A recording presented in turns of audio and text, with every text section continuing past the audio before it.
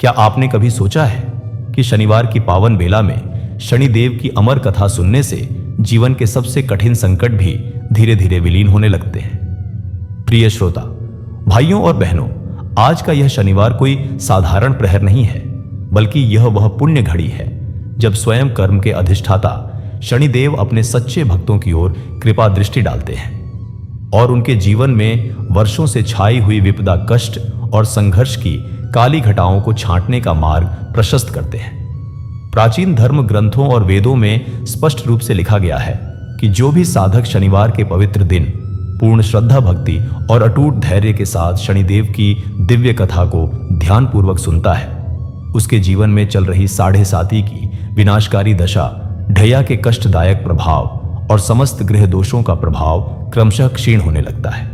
ठीक उसी प्रकार जैसे घने अंधकार से भरे कक्ष में प्रज्वलित किया गया एक छोटा सा दीपक संपूर्ण कमरे को अपने प्रकाश से आलोकित कर देता है, उसी भांति शनिदेव की पावन कथा मनुष्य के जीवन में फैले हुए भय, निराशा, अवसाद और मानसिक असंतुलन को शांत करके उसके अंतर मन में आशा और विश्वास का दीपक प्रज्वलित कर देती है।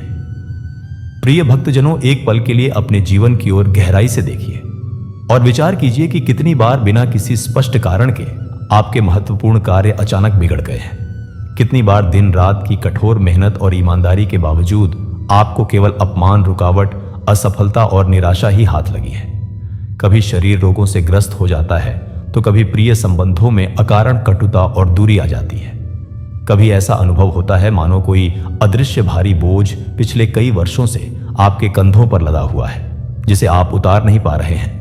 लेकिन आज जब आप शनिवार के इस पुण्य प्रहर में शनिदेव की अमर कथा सुनने के लिए बैठे हैं, तो यह कोई सामान्य संयोग नहीं है, बल्कि ऐसा प्रतीत होता है मानो साक्षात शनि महाराज आपके संचित कर्मों का हिसाब देखने के लिए आ गए हों और आपकी लंबी परीक्षा की घड़ी अब समाप्त होने वाली हो। शनिदेव केवल दंड देने वाले क्रूर देवता नहीं है, जैसा कि अनेक अज्ञानी लोग समझते हैं, बल्कि वे तो कर्म के शाश्वत, सिद्धांत के रक्षक और न्याय के प्रतीक हैं। वे वह महान शक्ति है जो मनुष्य को भीतर से सुदृढ़ और मजबूत बनाती है, जो अहंकार के पर्वत को तोड़कर विनम्रता और सरलता का पाठ सिखाती है और जो घोर अंधकार में भी सत्य, धर्म और नैतिकता के पवित्र मार्ग पर अडिग रहकर चलना सिखाती है। वे वह दैवीय शक्ति है जो भले ही विलंब से लेकिन सदैव न्याय अवश्य प्रदान करती है। और यही कारण है कि शनिदेव की कथा मात्र एक धार्मिक कहानी नहीं होती है, बल्कि यह जीवन के गहन सत्य से साक्षात्कार कराने वाली एक दिव्य अनुभूति होती है। कई बार मनुष्य अपने मन में यह प्रश्न उठाता है कि आखिर मेरे साथ ही ऐसा क्यों हो रहा है? मेरा भाग्य इतना कठोर और निष्ठुर क्यों है, जबकि दूसरे लोग सुखपूर्वक जीवन व्यतीत कर रहे हैं? परंतु शनिदेव की पावन कथा यह महान सत्य सिखाती है कि जीवन में आने वाला प्रत्येक कष्ट एक शोधन और परिष्करण की प्रक्रिया है और हर कठिन परीक्षा के उपरांत निश्चित रूप से उन्नति और समृद्धि आती है। संभव है आपने भी कभी मन ही मन शनिदेव से विनती की हो, हे कृपालु महाराज, अब तो दया कीजिए, अब तो मेरे जीवन का मार्ग सरल कीजिए। प्रिय भक्तों, यह भी संभव है कि आज का यह पवित्र शनिवार उसी हार्दिक प्रार्थना का दिव्य उत्तर बनकर आपके जीवन में आया हो, क्योंकि जब कोई भक्त धैर्य रखता है और शनिदेव की कथा को पूर्ण श्रद्धा, भाव और विश्वास के साथ सुनता है, तब उसके पूर्व कर्मों की जटिल गांठें धीरे धीरे खुलने लगती हैं। इसलिए केवल सुनिए मत, बल्कि इस कथा के हर शब्द को अपने हृदय में उतारिए, हर भाव को अपने जीवन से जोड़कर देखिए और यह दृढ़ संकल्प लीजिए कि आप सत्य, परिश्रम और संयम के पवित्र मार्ग से कभी विचलित नहीं होंगे। शनिदेव की कथा को बीच में अधूरा छोड़ना धर्मशास्त्रों में सर्वथा वर्जित और अशुभ माना गया है, क्योंकि अधूरी कथा अधूरे और अपूर्ण फल देती है। शनिदेव पूर्णता के देवता हैं और वे अधैर्य नहीं बल्कि निरंतरता और समर्पण चाहते हैं। इसलिए विनम्र निवेदन है कि इस पावन कथा को आरंभ से लेकर अंत तक अवश्य सुने। हो सकता है इस कथा का कोई एक प्रसंग आपकी संपूर्ण सोच और दृष्टिकोण को बदल दे, कोई एक वाक्य आपके जीवन की दिशा ही मोड़ दे। जो व्यक्ति शनिदेव की कथा को सच्ची श्रद्धा से सुनता है, उसके जीवन में स्थिरता और शांति आती है, जो इसे दूसरों तक पहुंचाता है। उसके पाप कर्मों का भार हल्का होता है और जो सच्चे सनातनी धर्मावलंबी हैं, उनके लिए ऐसी दिव्य कथाओं को समाज में फैलाना केवल धर्म ही नहीं बल्कि परम कर्तव्य भी है। इसलिए इस कथा को प्रेम पूर्वक पसंद करें, अपने परिवार मित्रों और शुभ चिंतकों के साथ अवश्य साझा करें और हमारे चैनल भैरव भक्ति को सब्सक्राइब करना कदापि ना भूलें, ताकि प्रत्येक आगामी शनिवार को आपको शनिदेव की ऐसी ही गूढ़ रहस्यमयी और जीवन को नई दिशा देने वाली अलौकिक कथाएं प्राप्त होती रहें। तो आइए धैर्य, विश्वास और कर्म की पवित्रता के साथ शनिदेव का स्मरण करते हुए इस पावन शनिवार की दिव्य कथा की आध्यात्मिक यात्रा आरंभ करते हैं। बहुत प्राचीन काल की बात है, जब इस पावन धरती पर धर्म, सत्य और मर्यादा का शासन हुआ करता था। जब मनुष्य केवल धन संपत्ति और भौतिक सुखों के पीछे अंधाधुंध नहीं भागता था, बल्कि अपने कर्मों की पवित्रता, आत्मा की शुद्धता और चरित्र की उच्चता को सर्वोपरि मानता था। उसी सुदूर काल में पवित्र गंगा नदी के शांत तट से कुछ योजन की दूरी पर बसा हुआ था एक अद्भुत और मनोरम नगर, जिसका नाम था धर्मपुर। और यह नाम केवल एक पहचान या संख्या मात्र नहीं था, बल्कि इस नगर की पवित्र आत्मा और उसके निवासियों के उच्च चरित्र का सच्चा प्रतिबिंब था, क्योंकि यहाँ के सभी निवासी सच्चे अर्थों में धर्म को अपने जीवन का आधार मानते थे और अपने दैनिक जीवन के प्रत्येक कार्य में उसका कठोरता से पालन करते थे। इस पुण्य नगर की संकरी गलियां इतनी स्वच्छ और निर्मल थी, मानो प्रतिदिन प्रातःकाल देवता स्वयं स्वर्ग से उतरकर उन्हें स्वच्छ करने आते हों। घरों की सफेद दीवारों पर धार्मिक और मंगलकारी चिन्ह तथा पवित्र श्लोक सुंदर अक्षरों में लिखे हुए थे। प्रत्येक घर के द्वार पर पवित्र तुलसी का पौधा अत्यंत सुशोभित रहता था, जिसकी देखभाल घर की महिलाएं बड़ी श्रद्धा से करती थीं। और प्रातःकाल की शीतल और सुगंधित बयार में मंदिरों की घंटियों की मधुर और दिव्य ध्वनि संपूर्ण वातावरण में गूंजती थी, जो सुनने वालों के मन को एक अलौकिक शांति और आध्यात्मिक आनंद प्रदान करती थी। धर्मपुर नगर के चारों दिशाओं में विस्तृत हरे भरे और उपजाऊ खेत फैले हुए थे, जहां मेहनती किसान अपने परिश्रम और पसीने से स्वर्णिम अन्न उपजाते थे और उस अन्न में से पहला और सर्वोत्तम अंश देवताओं और ब्राह्मणों को श्रद्धा पूर्वक अर्पित करने के पश्चात ही स्वयं ग्रहण करते थे। नगर के ठीक मध्य भाग में एक विशाल और भव्य शनि मंदिर स्थित था, जिसकी काले पत्थर से निर्मित प्राचीन मूर्ति अत्यंत चमत्कारी और जागृत मानी जाती थी। लोक कथाओं और पुरानी मान्यताओं के अनुसार कहा जाता था कि जो भी व्यक्ति सच्चे और निष्कपट मन से उस पवित्र मंदिर में जाकर विनम्रता पूर्वक प्रार्थना करता था, उसकी सच्ची मनोकामना अवश्य पूर्ण होती थी। परंतु साथ ही यह भी कहा जाता था कि जो व्यक्ति छल कपट, दुराशा या स्वार्थपूर्ण मन से वहां जाता था, उसे शनिदेव का भयंकर कोप और दंड भी झेलना पड़ता था। इस धर्मप्रिय नगर की एक विशेष और उल्लेखनीय विशेषता यह भी थी कि यहाँ कोई भी व्यक्ति भूखा नहीं सोता था, क्योंकि संपन्न और धनी परिवारों के घरों में प्रतिदिन अन्नदान की व्यवस्था रहती थी और गरीबों का पूर्ण सम्मान करते हुए उन्हें प्रेम से भोजन परोसा जाता था।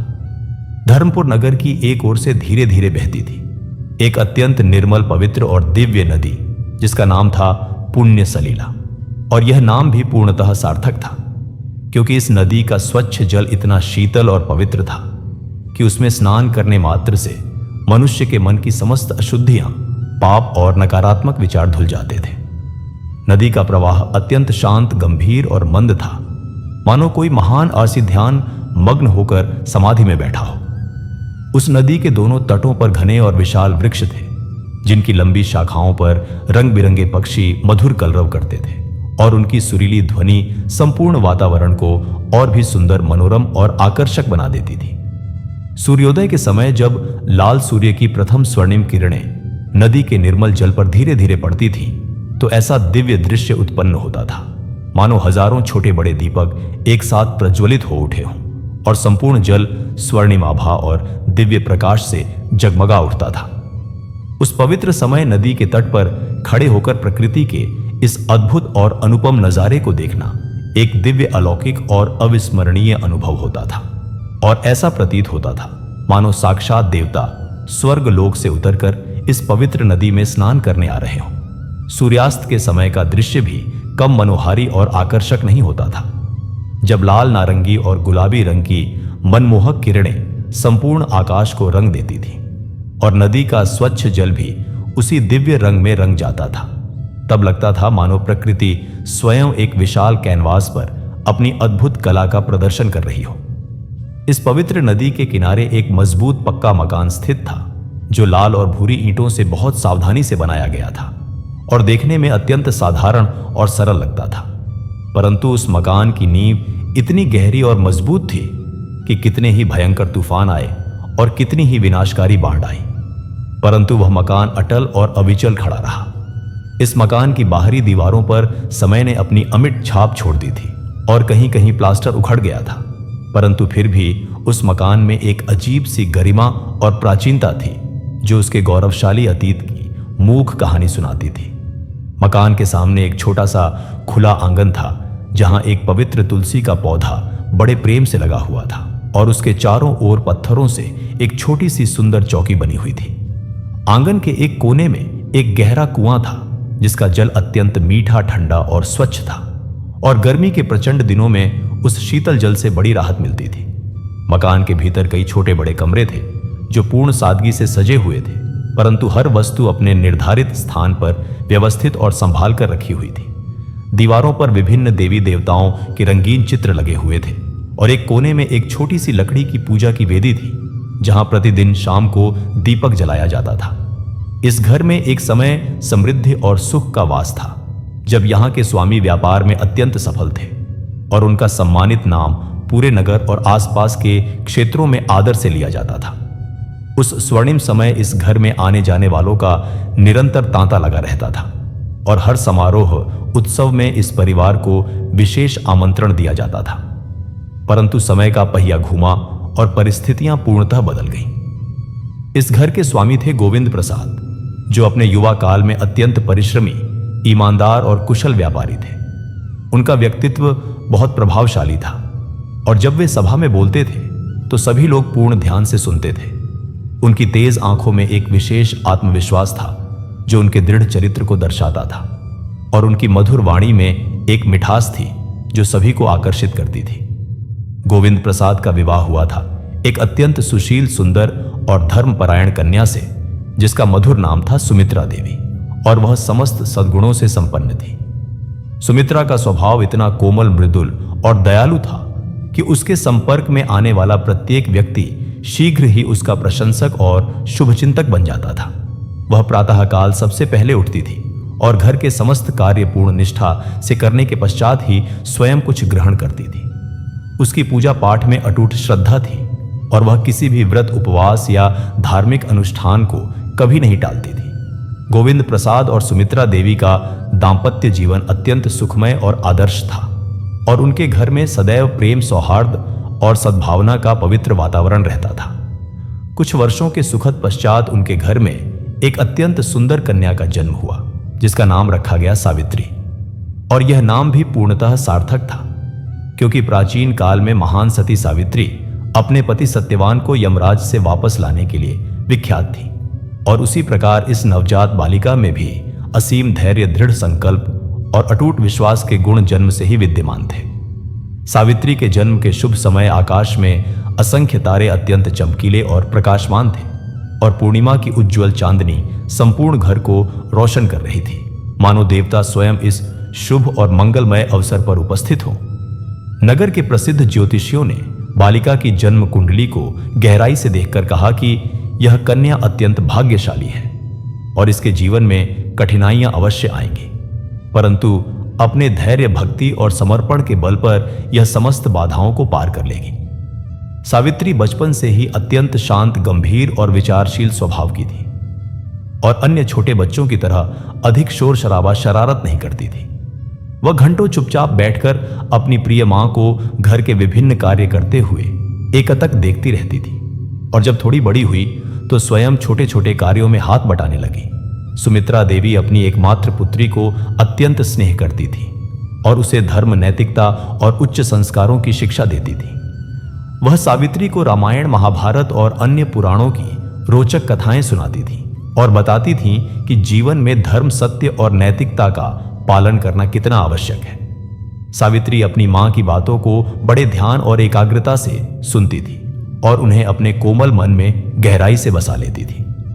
परंतु प्रकृति ने एक अत्यंत क्रूर और दुखद खेल खेला, और जब सावित्री मात्र 5 वर्ष की कोमल आयु की थी, तब एक अत्यंत गंभीर और असाध्य बीमारी ने उसकी पूज्य मां को अपनी चपेट में ले लिया। उन प्राचीन दिनों चिकित्सा सुविधाएं आज की तरह उन्नत और विकसित नहीं थी, और अनुभवी वैद्यों के समस्त प्रयास और उपचार विफल हो गए। सुमित्रा देवी दिन प्रतिदिन कमजोर होती गई, और एक दुखद दिन वह इस नश्वर संसार को छोड़कर परलोक सिधार गई। उनकी असमय मृत्यु से संपूर्ण घर में गहरे शोक और विषाद की लहर दौड़ गई, और गोविंद प्रसाद पूरी तरह से टूट गए। छोटी सावित्री को तो समझ ही नहीं आया कि आखिर क्या हुआ है, और वह बार बार अपनी प्रिय मां को पूरे घर में खोजती रहती थी।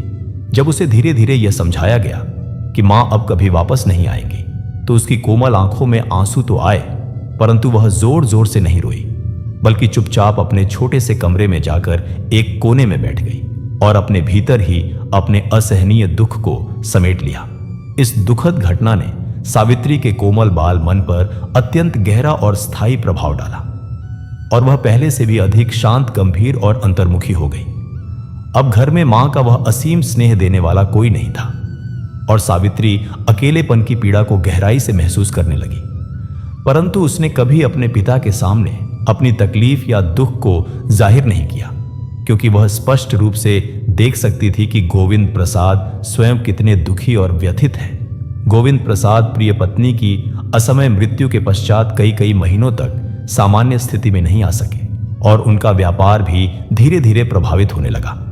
घर का दैनिक प्रबंधन करना अत्यंत कठिन हो गया, क्योंकि एक छोटी और कोमल बच्ची का उचित पालन पोषण करना और साथ ही व्यापार को कुशलता से संभालना अत्यंत चुनौतीपूर्ण कार्य था।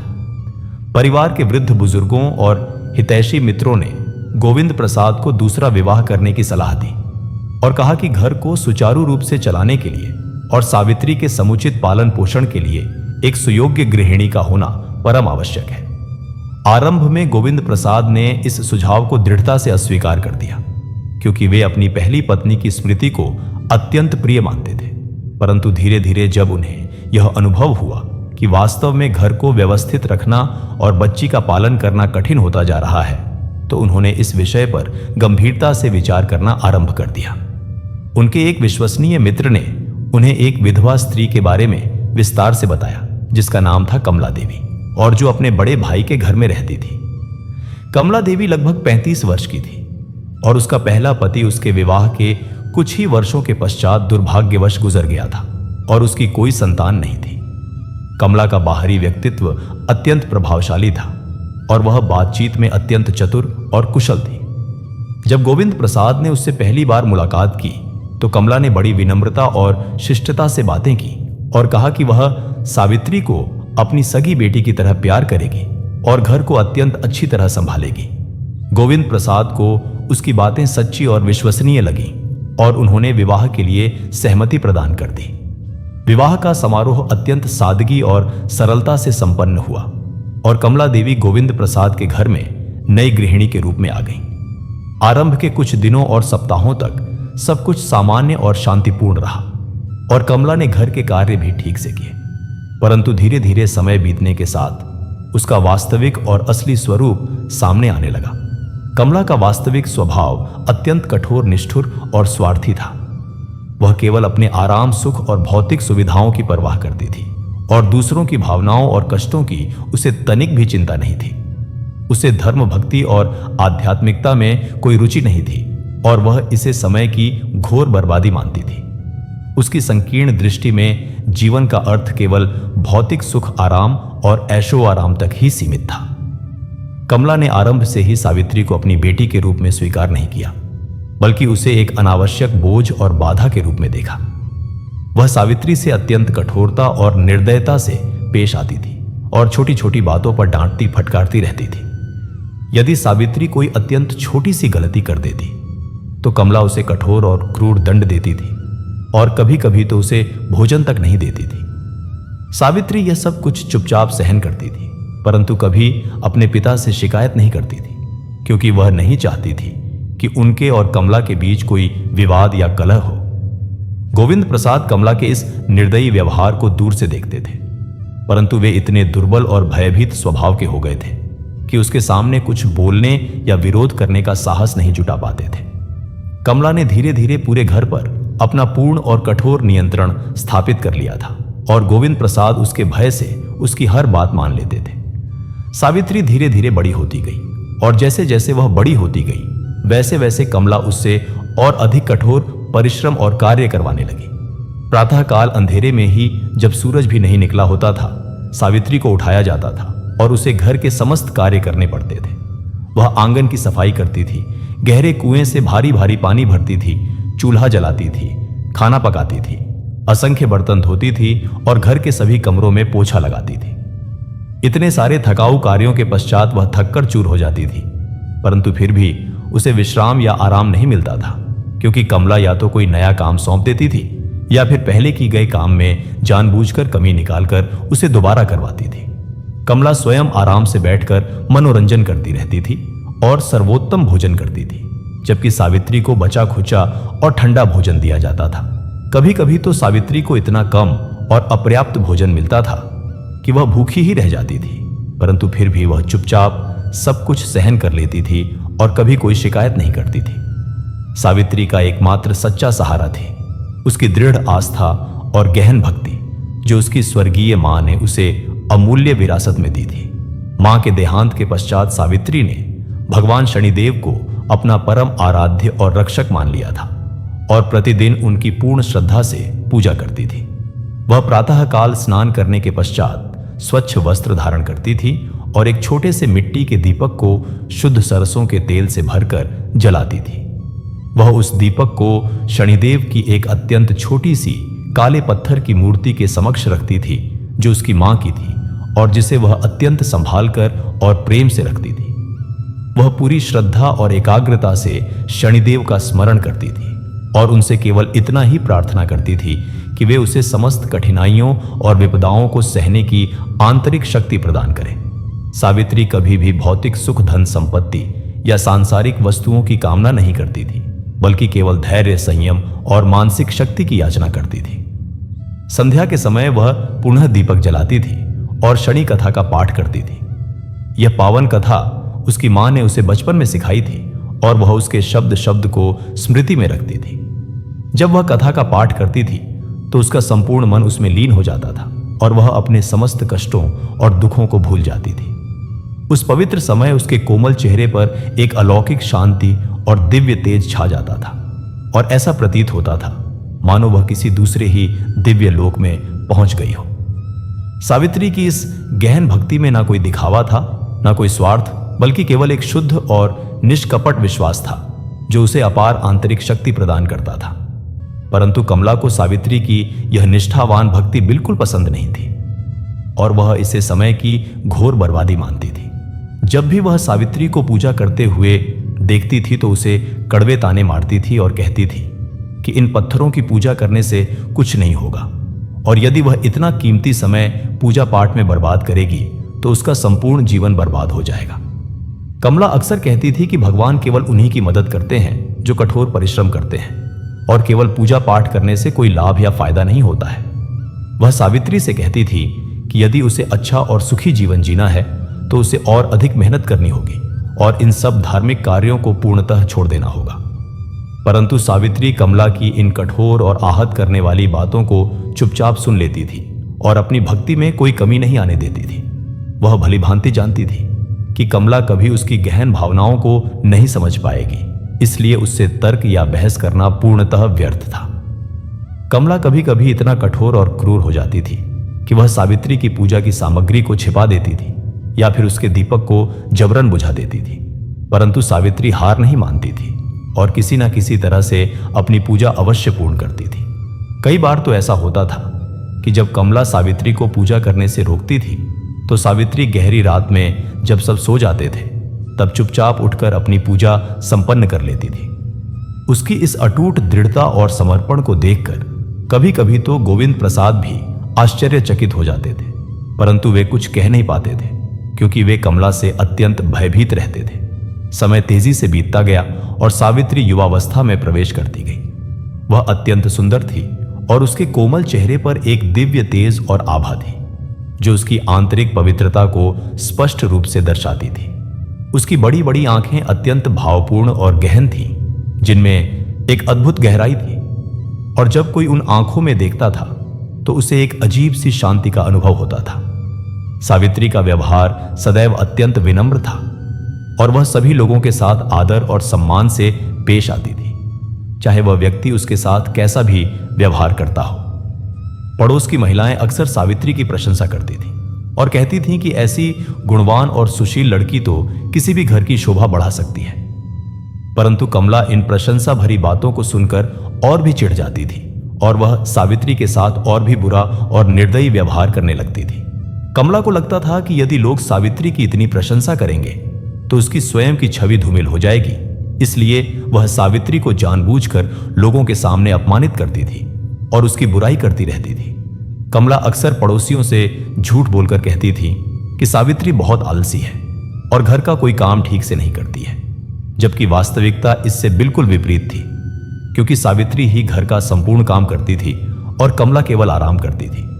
परंतु सावित्री इन सब झूठी और आहत करने वाली बातों की परवाह नहीं करती थी और चुपचाप अपना काम करती रहती थी। वह भली भांति जानती थी कि सत्य को कभी छिपाया नहीं जा सकता है और एक दिन सब कुछ स्पष्ट हो जाएगा, इसलिए वह किसी से अपना पक्ष रखने या सफाई देने की आवश्यकता नहीं समझती थी। गोविंद प्रसाद का व्यापार भी धीरे धीरे गिरता जा रहा था, क्योंकि कमला के आने के पश्चात से घर में शांति नहीं रही थी और गोविंद प्रसाद अपने काम पर उचित ध्यान नहीं दे पा रहे थे।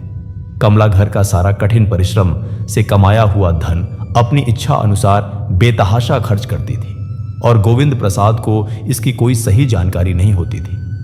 वह महंगे से महंगे कपड़े और सोने चांदी के आभूषण खरीदती थी और अपने भाई बंधुओं को उपहार देती रहती थी, जबकि घर की वास्तविक आवश्यकताओं की ओर कोई ध्यान नहीं देती थी। इस प्रकार घर की आर्थिक स्थिति भी धीरे धीरे कमजोर और दयनीय होती जा रही थी। परंतु गोविंद प्रसाद कुछ नहीं कह पाते थे, क्योंकि कमला उनकी हर बात का कठोर विरोध करती थी और घर में कलह मचा देती थी। सावित्री ने जब यह दुखद स्थिति देखी तो उसने अपने भोजन और वस्त्रों पर होने वाले खर्च को और भी कम कर दिया और जो कुछ भी मिलता था उसी में संतुष्ट रहने लगी। वह अपने लिए कभी कुछ नहीं मांगती थी और जो भी पुराने फटे वस्त्र होते थे उन्हीं को धोकर और पैबंद लगाकर पहन लेती थी। जब कभी त्योहार या उत्सव आते थे तो कमला अपने लिए नए महंगे वस्त्र और चमकदार आभूषण खरीदती थी, परंतु सावित्री को कुछ भी नहीं मिलता था। सावित्री इस बात से तनिक भी दुखी नहीं होती थी, क्योंकि उसे भौतिक वस्तुओं से कोई लगाव नहीं था, बल्कि वह आंतरिक शांति और संतोष को अधिक महत्व देती थी। उसकी सहेलियां जब नए वस्त्रों और चमकदार आभूषणों की बातें करती थीं, तो सावित्री चुपचाप सुनती रहती थी और कभी अपनी विषम स्थिति के बारे में शिकायत नहीं करती थी। उसकी सहेलियों को अत्यंत आश्चर्य होता था कि सावित्री इतनी विषम और कठिन परिस्थितियों में भी इतनी प्रसन्न और संतुष्ट कैसे रह सकती है, और जब वे उससे इसका कारण पूछती थीं, तो सावित्री केवल मुस्कुरा देती थी और कहती थी कि भगवान की असीम कृपा से उसके पास सब कुछ है। धीरे धीरे सावित्री की आयु विवाह योग्य हो गई और पड़ोसियों ने गोविंद प्रसाद से इस विषय में बात करना आरंभ कर दिया। कमला को भी लगने लगा कि अब सावित्री का विवाह शीघ्र कर देना चाहिए, ताकि वह घर से चली जाए और कमला को पूर्ण स्वतंत्रता मिल जाए। परंतु कमला का हृदय इतना कठोर था कि वह चाहती थी कि सावित्री का विवाह ऐसे घर में हो जहां वह सुखी ना रह सके और उसे जीवन भर कष्ट उठाने पड़े। कमला का मन इतना निष्ठुर हो चुका था कि वह सावित्री के दुख और पीड़ा में ही अपना सुख देखती थी। कमला ने अपने भाई के माध्यम से एक अत्यंत निर्धन और दरिद्र परिवार के बारे में विस्तृत जानकारी प्राप्त की, जहां एक युवक था जिसका नाम था शिवराम और जो दिहाड़ी मजदूरी करके किसी तरह अपना और अपने वृद्ध माता पिता का पेट पालता था। शिवराम का परिवार अत्यंत गरीब था और उनके पास रहने के लिए एक अत्यंत छोटा सा कच्चा मकान था, जो मिट्टी और बांस से बना हुआ था और जो बारिश में टपकता था। कमला को यह परिवार सावित्री के लिए बिल्कुल उपयुक्त लगा और उसने गोविंद प्रसाद से कहा कि सावित्री का विवाह शिवराम से शीघ्र कर देना चाहिए। गोविंद प्रसाद को यह प्रस्ताव बिल्कुल पसंद नहीं आया, क्योंकि वे भली भांति जानते थे कि शिवराम का परिवार अत्यंत गरीब है और सावित्री को वहां बहुत अधिक कष्ट होगा।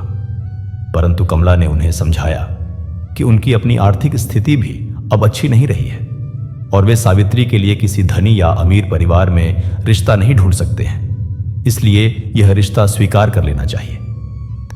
कमला ने यह भी चालाकी से कहा कि शिवराम का परिवार भले ही गरीब है, परंतु वे अच्छे और सज्जन लोग हैं और सावित्री वहां सुखी रहेगी।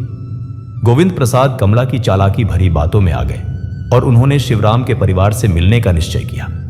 जब गोविंद प्रसाद शिवराम के छोटे से घर गए तो उन्होंने वहां की दरिद्रता और गरीबी देखकर मन ही मन बहुत दुखी हुए, परंतु उन्होंने शिवराम और उसके माता पिता का स्वभाव देखा तो उन्हें लगा कि यह लोग भले ही गरीब हैं, परंतु इनके हृदय में सच्चाई, ईमानदारी और सरलता है। शिवराम एक सीधा साधा और मेहनती युवक था जो अपने वृद्ध माता पिता की सच्ची सेवा करता था और अपने काम के प्रति समर्पित था। उसके सांवले चेहरे पर एक सरलता और भोलापन था जो उसके सच्चे और निष्कपट स्वभाव को स्पष्ट रूप से दर्शाता था।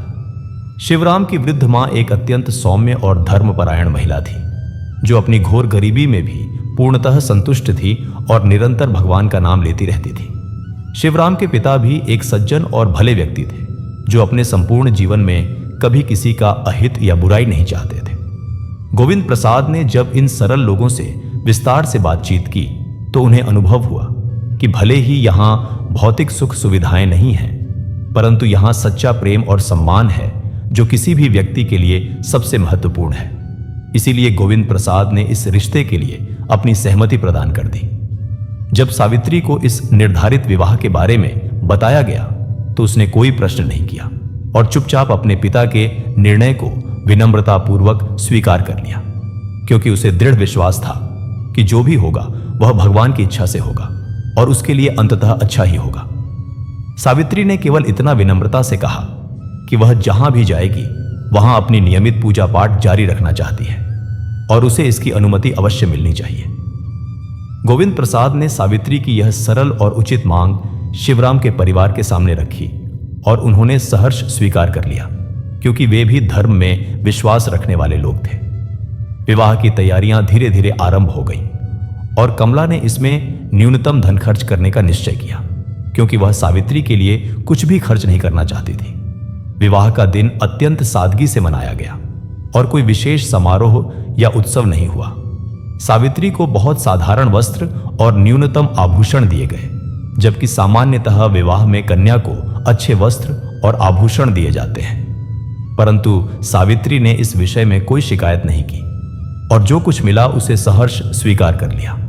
विवाह के पश्चात सावित्री अपने पिता से विदा लेकर शिवराम के घर चली गई। गोविंद प्रसाद अपनी एकमात्र पुत्री को विदा करते समय अत्यंत भावुक हो गए और उनकी आंखों में आंसू आ गए, परंतु कमला ने उन्हें रोका और कहा कि यह तो स्वाभाविक है और हर लड़की को एक दिन अपने घर जाना ही पड़ता है। सावित्री ने अपने पिता के चरण स्पर्श किए और उनसे आशीर्वाद लिया। गोविंद प्रसाद ने रोते हुए कहा कि बेटी, तुम सदा सुखी रहो और भगवान तुम्हारी सदा रक्षा करे। सावित्री ने कमला के भी चरण स्पर्श किए, परंतु कमला ने कोई विशेष आशीर्वाद नहीं दिया और केवल औपचारिकता निभाई। जब सावित्री शिवराम के छोटे से घर में पहुंची तो उसने वहां की स्थिति देखी और मन ही मन सोचा कि यह उसके लिए एक नई परीक्षा है जिसे उसे धैर्य और विश्वास के साथ पार करना है। घर अत्यंत छोटा था और उसमें केवल 2 कमरे थे। एक कमरे में शिवराम के माता पिता रहते थे और दूसरा कमरा शिवराम और सावित्री के लिए था। घर की दीवारें कच्ची थीं और छत भी घास फूस की बनी हुई थी जो बारिश में टपकती थी, परंतु सावित्री ने इस सब को देखकर भी कोई निराशा नहीं दिखाई और मुस्कुराते हुए घर में प्रवेश किया। शिवराम की मां ने सावित्री का स्वागत किया और उसे आशीर्वाद दिया। वह बोली, बेटी, तुम्हारे आने से हमारे घर में उजाला आ गया है और भगवान करे कि तुम सदा सुखी रहो। सावित्री ने उनके चरण स्पर्श किए और कहा कि माताजी, मैं आपकी सेवा करूंगी और इस घर को अपना घर समझूंगी। शिवराम के पिता ने भी सावित्री को आशीर्वाद दिया और कहा कि बेटी, तुम हमारी बेटी हो और हम तुम्हें अपनी बेटी की तरह ही प्यार करेंगे। सावित्री को यह सुनकर बहुत अच्छा लगा और उसे लगा कि भले ही यहां भौतिक सुविधाएं नहीं हैं, परंतु यहां सच्चा स्नेह और सम्मान है। शिवराम भी एक सरल और सज्जन व्यक्ति था जो अपनी पत्नी का सम्मान करता था और उसके साथ अच्छा व्यवहार करता था। वह प्रतिदिन प्रातःकाल उठकर मजदूरी करने चला जाता था और संध्या को थक कर लौटता था। उसकी कमाई बहुत कम थी, परंतु वह जो कुछ भी कमाता था उसे घर लाता था और अपनी मां को दे देता था। शिवराम की मां घर का खर्च चलाती थी और अत्यंत मितव्ययता से रहती थी। सावित्री ने घर आने के पश्चात घर के सभी कार्य संभालने आरंभ कर दिए और शिवराम की मां का हाथ बटाने लगी। वह प्रातः काल उठकर घर की सफाई करती थी, फिर खाना बनाती थी और शिवराम को काम पर जाने से पहले भोजन देती थी। वह शिवराम के वृद्ध माता पिता की भी सेवा करती थी और उनकी हर आवश्यकता का ध्यान रखती थी। शिवराम की मां सावित्री के इस व्यवहार से अत्यंत प्रसन्न थी और वह अक्सर कहती थी कि भगवान ने हमें बहुत अच्छी बहू दी है। सावित्री ने अपने नए घर में भी अपनी पूजा पाठ जारी रखी और प्रतिदिन प्रातः और संध्या को शनिदेव की पूजा करती थी। उसने घर के एक कोने में एक छोटी सी जगह बनाई जहां वह अपनी पूजा करती थी। शिवराम और उसके माता पिता को सावित्री की यह भक्ति बहुत अच्छी लगती थी और वे उसका सम्मान करते थे। शिवराम की मां भी धार्मिक थी और वह सावित्री के साथ पूजा में बैठ जाती थी।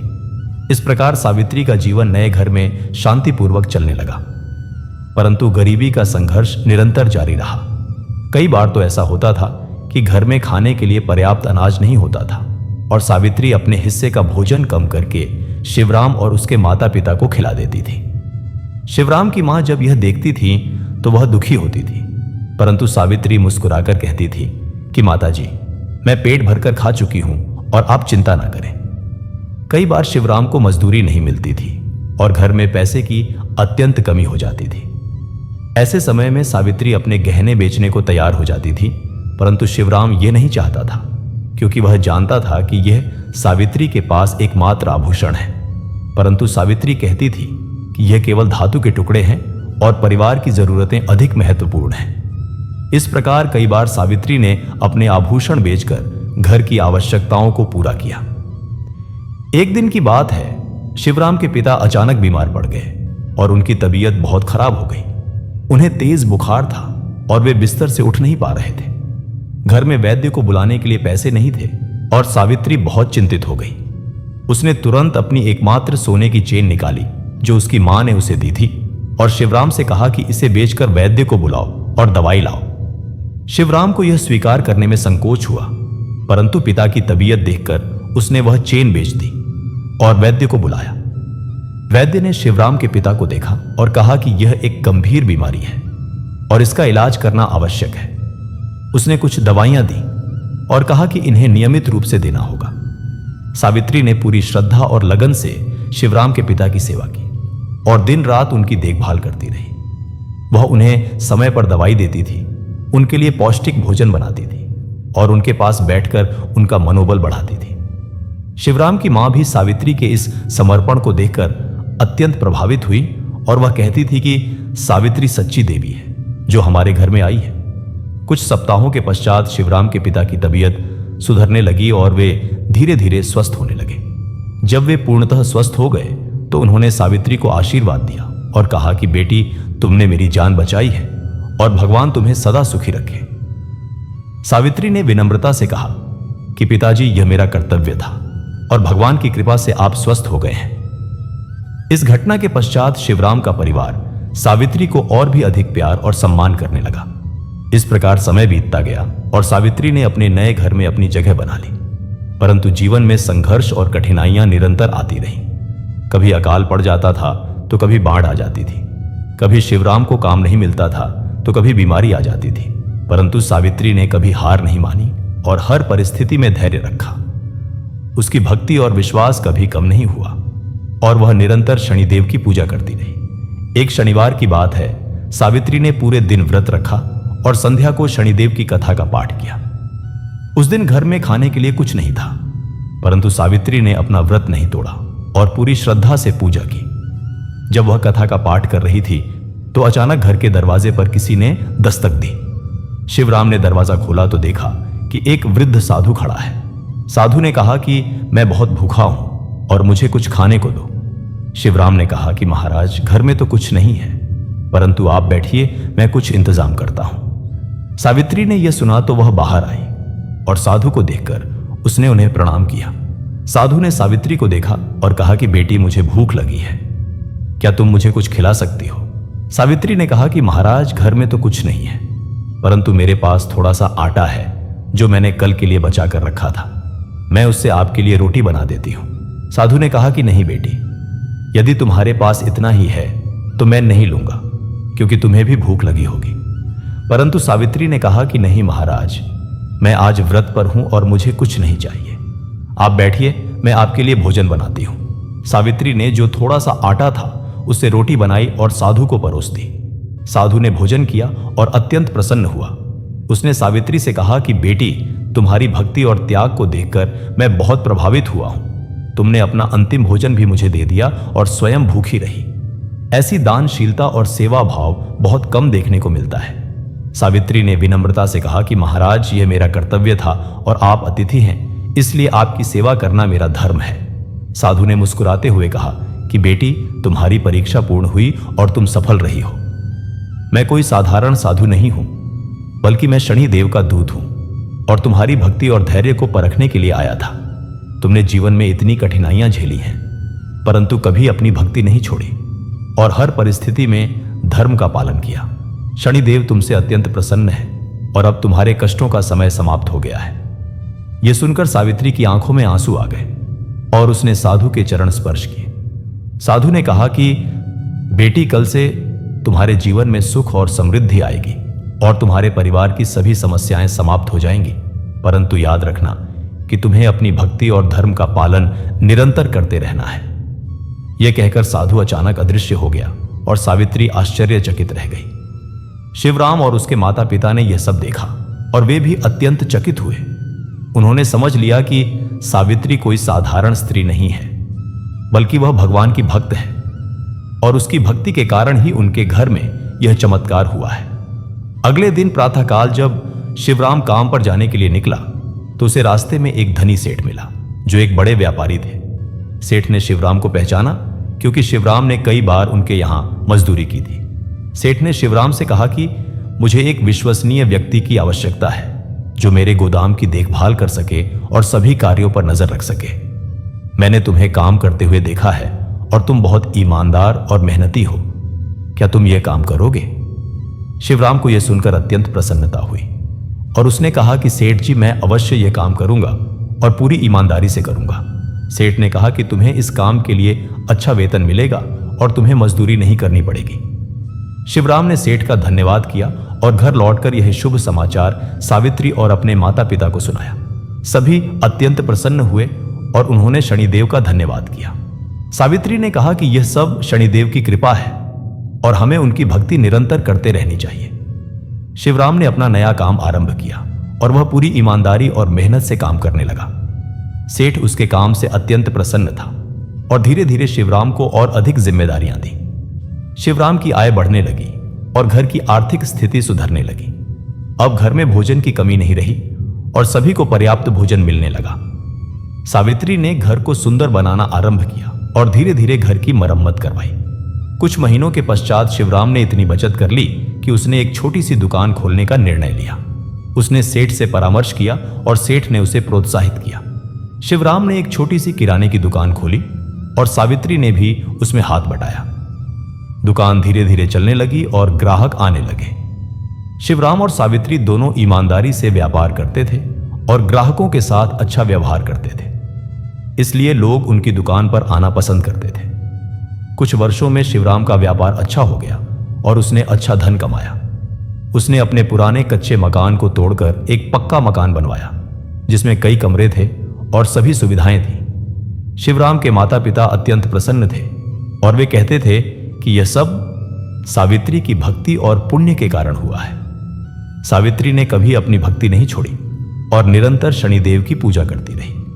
उसने नए घर में एक सुंदर पूजा कक्ष बनवाया जहां वह प्रतिदिन पूजा करती थी। शिवराम भी अब सावित्री के साथ पूजा में बैठने लगा और उसे भी भक्ति का महत्व समझ आने लगा। इस प्रकार सावित्री और शिवराम का जीवन सुखमय हो गया।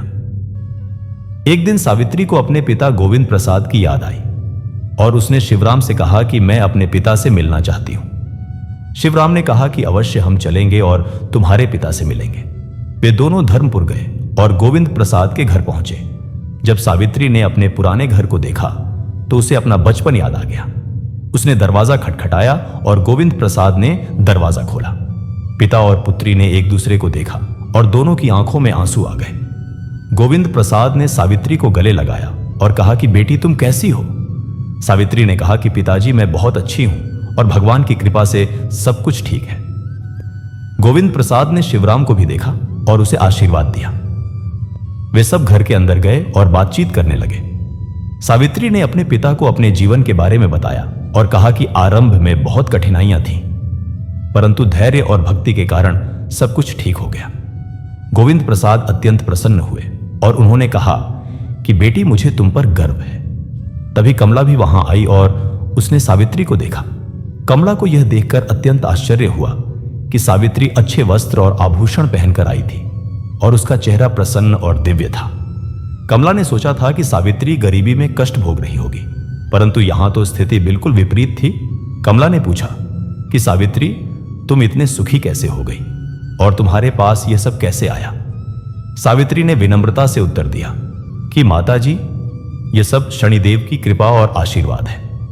मैंने कभी अपनी भक्ति नहीं छोड़ी और धैर्यपूर्वक सभी कठिनाइयों का सामना किया। भगवान ने मेरी परीक्षा ली और जब मैं सफल हुई तो उन्होंने मुझे यह सब प्रदान किया। कमला को यह सुनकर अत्यंत ईर्ष्या हुई, परंतु उसने अपने मन की बात छिपा ली। उसने सोचा कि मैंने सावित्री के साथ इतना बुरा व्यवहार किया था, फिर भी वह सुखी हो गई और मैं जो अपने आराम के लिए सब कुछ करती थी अभी भी संतुष्ट नहीं हूं। सावित्री ने अपने पिता को कुछ धन दिया और कहा कि पिताजी यह आपके लिए है और आप इससे अपनी आवश्यकताएं पूरी कीजिए। गोविंद प्रसाद ने कहा कि नहीं बेटी, मुझे तुम्हारे धन की आवश्यकता नहीं है। परंतु सावित्री ने आग्रह किया और कहा कि पिताजी यह मेरा कर्तव्य है और आप कृपया इसे स्वीकार करें। गोविंद प्रसाद की आंखों में आंसू आ गए और उन्होंने सावित्री को आशीर्वाद दिया। सावित्री और शिवराम कुछ दिन वहां रहे और फिर वापस अपने घर चले गए। जाते समय सावित्री ने कमला से भी विनम्रता से विदा ली और कहा कि माताजी आप स्वस्थ रहें और प्रसन्न रहें। कमला को सावित्री की यह विनम्रता देखकर और भी अधिक लज्जा आई और उसने सोचा कि मैंने इतना बुरा व्यवहार किया, परंतु सावित्री ने मुझे कभी बुरा नहीं समझा। इस घटना के पश्चात कमला के मन में परिवर्तन आने लगा। वह सोचने लगी कि सावित्री ने भक्ति और धर्म का पालन करके सुख प्राप्त किया और मैंने केवल भौतिक सुखों के पीछे भागकर क्या पाया। उसने धीरे धीरे अपने व्यवहार में सुधार करना आरंभ किया और गोविंद प्रसाद के साथ अच्छा व्यवहार करने लगी। उसने भी पूजा पाठ करना आरंभ किया और शनिदेव की कथा सुनने लगी। धीरे धीरे उसके मन की कठोरता कम होने लगी और उसमें दया और करुणा के भाव जागृत होने लगे। कई वर्ष बीत गए और सावित्री का जीवन अत्यंत सुखमय रहा। उसके घर में एक पुत्र का जन्म हुआ जिसका नाम रखा गया धर्मराज और वह बालक भी अत्यंत गुणवान और भक्त निकला। सावित्री ने उसे भी धर्म और भक्ति की शिक्षा दी और वह बड़ा होकर एक सज्जन और ईमानदार व्यक्ति बना। शिवराम का व्यापार और अधिक बढ़ता गया और वह एक समृद्ध व्यापारी बन गया। उसने समाज की सेवा भी करनी आरंभ की और गरीबों की सहायता करने लगा। उसने एक धर्मशाला बनवाई जहां गरीब यात्री ठहर सकते थे और उन्हें निःशुल्क भोजन मिलता था। सावित्री भी समाज सेवा में सक्रिय रूप से भाग लेने लगी और वह अक्सर गरीब महिलाओं को सिलाई कढ़ाई सिखाती थी ताकि वे आत्मनिर्भर बन सके। इस प्रकार सावित्री और शिवराम का नाम पूरे क्षेत्र में सम्मान से लिया जाने लगा। लोग उन्हें आदर्श दंपत्ति मानते थे और उनसे प्रेरणा लेते थे। सावित्री ने कभी अपनी भक्ति नहीं छोड़ी और प्रतिदिन शनिदेव की पूजा करती रही। उसने एक बड़ा शनि मंदिर भी बनवाया जहां प्रतिदिन सैकड़ों भक्त पूजा करने आते थे। प्रत्येक शनिवार को मंदिर में विशेष पूजा और कथा का आयोजन होता था और सावित्री स्वयं उसमें भाग लेती थी। एक दिन एक वृद्ध साधु मंदिर में आया और उसने सावित्री से कहा कि बेटी, तुम्हारी भक्ति और समर्पण को देखकर मैं अत्यंत प्रसन्न हूं। तुमने जीवन में बहुत कठिनाइयां झेली परंतु कभी अपना विश्वास नहीं खोया। तुम्हारी कहानी लाखों लोगों के लिए प्रेरणा बनेगी। शनिदेव तुमसे अत्यंत प्रसन्न है और वे चाहते हैं कि तुम्हारी कथा संसार में फैले ताकि लोग धैर्य और भक्ति का महत्व समझें। सावित्री ने साधु के चरण स्पर्श किए और कहा कि महाराज, यह सब शनिदेव की कृपा है और मैं उनकी सदा कृतज्ञ रहूंगी। साधु ने मुस्कुराते हुए कहा कि बेटी, तुम धन्य हो और तुम्हारा जीवन सार्थक हो गया है। यह कहकर साधु चला गया। उस रात सावित्री ने एक स्वप्न देखा जिसमें शनिदेव स्वयं प्रकट हुए और उन्होंने कहा कि बेटी, तुमने मेरी सच्ची भक्ति की और सभी कठिनाइयों का धैर्य से सामना किया। तुम्हारा जीवन संसार के लिए एक उदाहरण है कि भक्ति और धर्म का पालन करने से मनुष्य सभी कष्टों से मुक्त हो सकता है। मैं तुमसे प्रसन्न हूं और तुम्हें आशीर्वाद देता हूं कि तुम्हारा परिवार सदा सुखी और समृद्ध रहे। सावित्री ने स्वप्न में शनिदेव के चरण स्पर्श किए और जब वह जागी तो उसकी आंखों में आनंद के आंसू थे। उसने शिवराम को यह स्वप्न सुनाया और दोनों ने शनिदेव का धन्यवाद किया। प्रातःकाल सावित्री ने मंदिर जाकर विशेष पूजा की और गरीबों में भोजन वितरण किया। इस प्रकार सावित्री का जीवन भक्ति, समर्पण और सेवा का प्रतीक बन गया। उसकी कहानी पूरे क्षेत्र में फैल गई और लोग उससे प्रेरणा लेने लगे। कई लोग जो जीवन में कठिनाइयों का सामना कर रहे थे, वे सावित्री से मिलने आते थे और उससे मार्गदर्शन लेते थे। सावित्री उन सभी को धैर्य रखने और शनिदेव की भक्ति करने की सलाह देती थी। उसकी सरल और प्रभावशाली बातें लोगों के हृदय को छू जाती थीं और वे उसे माता के समान सम्मान देने लगे। एक बार एक युवती सावित्री के पास आई जो अत्यंत दुखी और निराश थी। उसका नाम था मीरा और उसकी शादी एक ऐसे घर में हुई थी जहां उसकी सास उसके साथ बहुत बुरा व्यवहार करती थी। मीरा रोते हुए सावित्री से बोली कि माताजी, मैं अपने जीवन से बहुत दुखी हूं और मुझे समझ नहीं आता कि मैं क्या करूं। मेरी सास मुझसे दिन रात काम करवाती है और मुझे कभी आराम नहीं करने देती। वह मुझे खाना भी ठीक से नहीं देती और हमेशा ताने मारती रहती है। मैं बहुत थक गई हूं और कई बार तो मैंने सोचा कि मैं यह जीवन छोड़ दूं। सावित्री ने मीरा को अपने पास बैठाया और उसके सिर पर हाथ फेरते हुए कहा कि बेटी, धैर्य रखो और निराश मत हो। मैं तुम्हारी पीड़ा समझ सकती हूं क्योंकि मैंने भी ऐसा ही जीवन जिया है। मेरी सौतेली मां ने भी मेरे साथ बहुत बुरा व्यवहार किया था और मैंने भी बहुत कठिनाइयां झेली हैं, परंतु मैंने कभी अपना विश्वास नहीं खोया और शनिदेव की भक्ति करती रही। धीरे धीरे सब कुछ ठीक हो गया और मेरा जीवन सुखमय हो गया। तुम भी धैर्य रखो और शनिदेव की पूजा करो। प्रतिदिन प्रातः और संध्या को दीपक जलाओ और शनि कथा का पाठ करो। अपने कर्तव्यों का पालन करती रहो और किसी से बुराई मत करो। भगवान अवश्य तुम्हारी सुनेंगे और तुम्हारे कष्ट दूर करेंगे। मीरा ने सावित्री की बातें ध्यान से सुनी और उसे थोड़ा सांत्वना मिली। उसने कहा कि माताजी, मैं आपकी बात मानूंगी और शनिदेव की पूजा करूंगी। सावित्री ने मीरा को एक छोटी सी शनिदेव की मूर्ति दी और कहा कि इसे अपने घर में रखो और प्रतिदिन पूजा करो। मीरा ने मूर्ति ली और सावित्री के चरण स्पर्श करके चली गई। मीरा ने घर जाकर सावित्री की सलाह का पालन करना आरंभ कर दिया। वह प्रतिदिन शनिदेव की पूजा करने लगी और धैर्यपूर्वक अपने कर्तव्यों का पालन करती रही। धीरे धीरे उसकी सास के व्यवहार में भी परिवर्तन आने लगा। एक दिन सास अचानक बीमार पड़ गई और मीरा ने पूरी लगन से उसकी सेवा की। सास को मीरा की यह निस्वार्थ सेवा देखकर अत्यंत आश्चर्य हुआ और उसके हृदय में मीरा के प्रति प्रेम जागृत होने लगा। जब सास स्वस्थ हो गई तो उसने मीरा से कहा कि बेटी, मैंने तुम्हारे साथ बहुत बुरा व्यवहार किया है और मुझे अपनी गलती का एहसास हो गया है। तुमने मेरी इतनी सेवा की जबकि मैं तुम्हारे साथ अच्छा नहीं थी। मुझे क्षमा कर दो। मीरा की आंखों में आंसू आ गए और उसने कहा कि माताजी, आप मुझे क्षमा करें यदि मुझसे कोई गलती हुई हो। सास ने मीरा को गले लगाया और उस दिन से दोनों के बीच प्रेम और समझ का संबंध स्थापित हो गया। मीरा ने सावित्री के पास जाकर यह समाचार सुनाया और सावित्री ने कहा कि बेटी, यह शनिदेव की कृपा है। तुमने धैर्य रखा और भक्ति की, इसलिए भगवान ने तुम्हारी सुन ली। अब तुम सुखी रहोगी। मीरा ने सावित्री के चरण स्पर्श किए और उन्हें अपनी माता के समान मानने लगी। इस प्रकार सावित्री ने कई लोगों के जीवन में प्रकाश फैलाया और उन्हें सही मार्ग दिखाया। उसकी ख्याति दूर दूर तक फैल गई और लोग उसे एक संत के समान सम्मान देने लगे। सावित्री ने अपने जीवन के अंतिम वर्षों में और भी अधिक समाज सेवा की और धर्म कार्यों में लगी रही। उसने कई मंदिरों का निर्माण करवाया, कई कुएं खुदवाए और गरीबों के लिए विद्यालय भी खोले। शिवराम भी अपनी पत्नी का पूरा साथ देता रहा और दोनों ने मिलकर समाज की अत्यंत सेवा की। उनका पुत्र धर्मराज भी बड़ा होकर एक महान व्यक्ति बना और उसने अपने माता पिता के कार्यों को आगे बढ़ाया। जब सावित्री वृद्ध हो गई तो भी उसकी भक्ति में कोई कमी नहीं आई और वह प्रतिदिन शनिदेव की पूजा करती रही। उसका चेहरा सदा प्रसन्न रहता था और उसकी आंखों में एक दिव्य तेज था। लोग उसे देखकर ही प्रेरणा पाते थे और उनके मन में भक्ति के भाव जागृत होते थे। एक दिन सावित्री ने अनुभव किया कि उसका समय समाप्त हो रहा है और वह इस संसार से विदा लेने वाली है। उसने अपने परिवार को बुलाया और सबसे कहा कि मैं अब जा रही हूं, परंतु तुम सब चिंता मत करना। मैंने एक पूर्ण और सार्थक जीवन जिया है और मुझे कोई पछतावा नहीं है। तुम सब धर्म का पालन करना और शनिदेव की भक्ति करते रहना। शिवराम और धर्मराज की आंखों में आंसू आ गए, परंतु सावित्री ने मुस्कुराते हुए कहा कि रो मत, क्योंकि मृत्यु तो एक यात्रा है और मैं एक बेहतर स्थान पर जा रही हूं।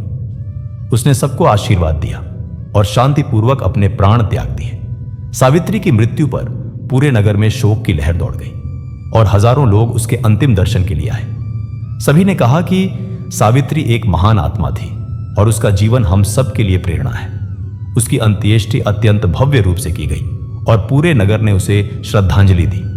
सावित्री की मृत्यु के पश्चात भी उसकी कहानी जीवित रही और पीढ़ी दर पीढ़ी लोग उसे सुनाते रहे। उसकी कहानी से लोगों को यह सीख मिली कि जीवन में कितनी भी कठिनाइयां क्यों ना आए, यदि मनुष्य धैर्य रखे और भगवान में विश्वास रखे तो सब कुछ ठीक हो जाता है। शनिदेव कर्म के देवता हैं और वे कभी अपने सच्चे भक्तों को निराश नहीं करते। सावित्री ने अपने जीवन से यह सिद्ध कर दिया कि भक्ति और धर्म का पालन करने से मनुष्य सभी कष्टों से मुक्त हो सकता है और सुखी जीवन जी सकता है। इस कथा को सुनने वाले प्रत्येक व्यक्ति को यह संदेश मिलता है कि जीवन में कभी हार नहीं माननी चाहिए और हमेशा भगवान में विश्वास रखना चाहिए। शनिदेव की भक्ति करने से मनुष्य के सभी दोष दूर हो जाते हैं और उसके जीवन में शांति और समृद्धि आती है। सावित्री की कहानी आज भी लाखों लोगों को प्रेरणा देती है और उन्हें जीवन में आगे बढ़ने की शक्ति प्रदान करती है। प्रिय भक्तजनों, ये थी शनिदेव की पावन कथा जो सावित्री के जीवन से जुड़ी हुई है। इस कथा से हमें यह शिक्षा मिलती है कि धैर्य, भक्ति और सत्य का मार्ग अपनाने से मनुष्य जीवन के सभी संकटों को पार कर सकता है। शनिदेव कठोर अवश्य हैं, परंतु वे न्यायप्रिय भी हैं और अपने सच्चे भक्तों की सदा रक्षा करते हैं। जो व्यक्ति शनिवार के दिन इस कथा को श्रद्धापूर्वक सुनता है और शनिदेव की पूजा करता है, उसके जीवन में निश्चित रूप से सुख और समृद्धि आती है। इसलिए हमें सदा शनिदेव की भक्ति करनी चाहिए और उनके आदेशों का पालन करना चाहिए। शनिदेव हमारे जीवन में आने वाली कठिनाइयों के माध्यम से हमें मजबूत बनाते हैं और हमें सही मार्ग दिखाते हैं। उनकी कृपा से मनुष्य का जीवन सार्थक हो जाता है और वह सच्चे अर्थों में सुखी और संतुष्ट हो जाता है। इस पावन कथा को सुनने के पश्चात हम सबको यह संकल्प लेना चाहिए कि हम अपने जीवन में धर्म, सत्य और नैतिकता का पालन करेंगे और शनिदेव की भक्ति को कभी नहीं छोड़ेंगे। हमें सावित्री के समान धैर्य और समर्पण रखना चाहिए और हर परिस्थिति में भगवान में विश्वास रखना चाहिए। जब हम इस प्रकार जीवन जीते हैं तो शनिदेव हमारे जीवन में अवश्य कृपा करते हैं और हमारे सभी कष्टों को दूर कर देते हैं। ये कथा हमें यह भी सिखाती है कि हमें कभी किसी के साथ बुरा व्यवहार नहीं करना चाहिए, क्योंकि कर्म का फल अवश्य मिलता है। कमला ने सावित्री के साथ बुरा व्यवहार किया और उसे भी अंततः अपनी गलती का एहसास हुआ। इसलिए हमें सदा दूसरों के साथ अच्छा व्यवहार करना चाहिए और उनकी सहायता करनी चाहिए। जब हम दूसरों की भलाई करते हैं तो भगवान हमारी भी भलाई करते हैं। सावित्री ने अपने जीवन में कभी किसी से बुराई नहीं की और सदा सबकी सहायता करती रही। इसी कारण शनिदेव ने उसे इतना आशीर्वाद दिया और उसका जीवन सुखमय हो गया। हमें भी सावित्री के इस गुण को अपनाना चाहिए और समाज की सेवा करनी चाहिए। जब हम समाज की सेवा करते हैं और गरीबों की सहायता करते हैं तो हमारे पुण्य बढ़ते हैं और हमारा जीवन सार्थक हो जाता है। शनिदेव उन लोगों को विशेष कृपा प्रदान करते हैं जो दूसरों की सहायता करते हैं और समाज के लिए कार्य करते हैं। इस कथा को सुनने के पश्चात यदि आपके जीवन में भी कोई कठिनाई या समस्या है तो निराश ना हो और शनिदेव की शरण में जाएं। प्रतिदिन उनकी पूजा करें, उनकी कथा का पाठ करें और धैर्यपूर्वक प्रतीक्षा करें। शनिदेव अवश्य आपकी सुनेंगे और आपके कष्टों को दूर करेंगे। परंतु याद रखें कि भक्ति में सच्चाई और निष्ठा होनी चाहिए। केवल दिखावे की भक्ति से कुछ नहीं होता। सावित्री की भक्ति सच्ची और निष्कपट थी, इसलिए शनिदेव ने उसकी सुनी। हमें भी अपनी भक्ति में सच्चाई रखनी चाहिए और पूर्ण समर्पण के साथ शनिदेव की आराधना करनी चाहिए। शनिवार का दिन शनिदेव को अत्यंत प्रिय है और इस दिन उनकी पूजा करने से विशेष फल मिलता है। इस दिन व्रत रखना, तेल का दान करना, काले वस्त्र दान करना और गरीबों को भोजन कराना अत्यंत शुभ माना जाता है। जो व्यक्ति शनिवार के दिन इन कार्यों को करता है उसे शनिदेव की विशेष कृपा प्राप्त होती है। इसलिए हमें शनिवार के दिन इन कार्यों को अवश्य करना चाहिए और शनिदेव की पूजा में कोई कमी नहीं रखनी चाहिए। प्रिय श्रोताओं, इस पावन कथा को यहीं समाप्त करते हैं और शनिदेव से प्रार्थना करते हैं कि वे हम सब पर कृपा करें और हमारे जीवन से सभी कष्टों को दूर करें, हमें सदा धर्म के मार्ग पर चलने की शक्ति प्रदान करें और हमारे मन में भक्ति के भाव सदा जागृत रहे। शनिदेव की जय हो और उनकी कृपा सदा हम सब पर बनी रहे। इस कथा को सुनने के लिए आप सभी का धन्यवाद और आपको शनिदेव का आशीर्वाद प्राप्त हो। जय शनिदेव, जय शनिदेव, जय शनिदेव।